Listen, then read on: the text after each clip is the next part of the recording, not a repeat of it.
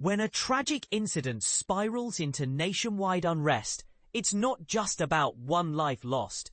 It's about the boiling point of frustration among millions. In Indonesia, protests over the death of a young ride-sharing driver have turned deadly, leaving 3 people dead and sparking widespread outrage. But here's where it gets controversial. Is this a turning point for accountability in Indonesia? Or will it deepen the divide between citizens and those in power?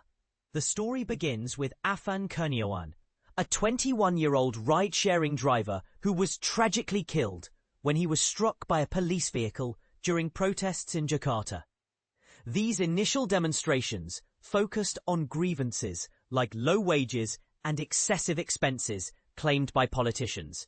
However, Kurniawan's death has since become a rallying cry, igniting further protests across the nation.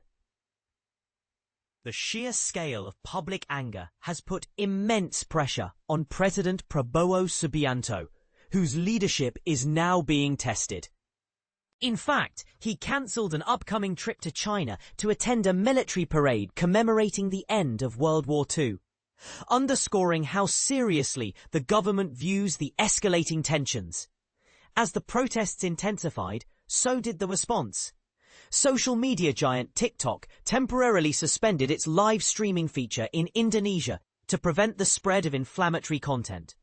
Meanwhile, violent clashes erupted in multiple cities, including Bali, a major tourist hub, where demonstrators gathered outside police headquarters. Police resorted to firing tear gas to disperse the crowds. But tensions only escalated as some protesters threw Molotov cocktails and firecrackers towards police compounds. According to reports, dozens of vehicles were torched amid the chaos, highlighting the intensity of the unrest. Afan Kurniawan's funeral became a poignant moment, drawing thousands of fellow drivers and supporters. Many wore the signature green jackets of Gojek, the popular multi-purpose app that employs countless drivers across Indonesia. It wasn't just colleagues paying respects. High-profile figures like Jakarta's police chief Asep Edi Suheri and former governor Anies Baswedan attended too. While they expressed condolences and hopes for justice, they also urged protesters to halt their actions to preserve stability. A plea that many may find hard to accept given the circumstances. Adding another layer of complexity, President Subianto personally visited Kurniawan's family to offer his apologies. He described himself as shocked and disappointed by what he called the excessive actions of the officers involved. Similarly, Jakarta's governor Pramono Anung extended condolences and pledged financial assistance for the funeral arrangements. Yet despite these gestures, skepticism remains. Can words truly heal wounds when trust in authority feels broken? This brings us to a critical detail often overlooked: accountability. On Friday, 7 members of the Mobile Brigade Corps, Saprimob, were found guilty of violating the Police Professional Code of Ethics. This might seem like progress, but is it enough to satisfy the demands of protesters who see systemic issues at play? As the day wore on, more voices joined the chorus of dissent, with students from Pertamina University arriving to show solidarity.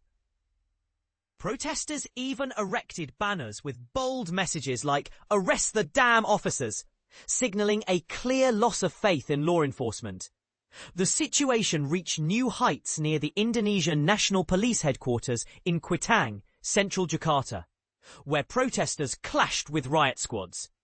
Earlier attempts to block them using Marine and Army units failed, leading to chaotic scenes as tear gas filled the air and rocks flew toward police vehicles.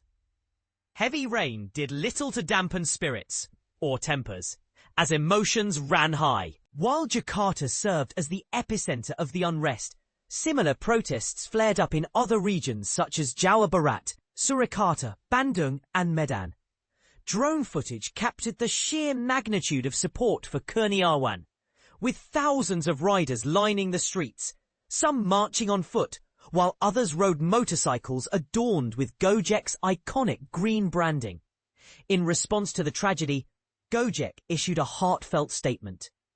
Behind every green jacket, there's a family, prayers, and struggle. Afan Kurniawan was part of that journey, and his departure leaves a deep sorrow for all of us.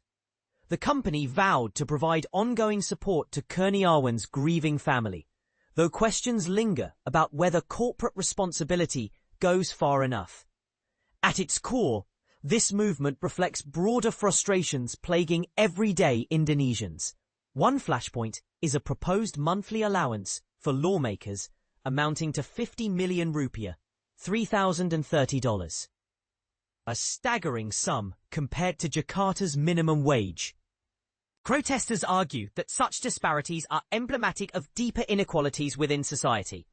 Alongside calls for higher wages, reduced taxes, and stronger anti-corruption measures, there's a palpable sense that people want real change. So, what does this mean for Indonesia moving forward? Will this outcry lead to meaningful reforms? Or will it fizzle out under the weight of unmet expectations? And this is the part most people miss. How can governments rebuild trust when decades of grievances remain unresolved? We invite you to share your thoughts.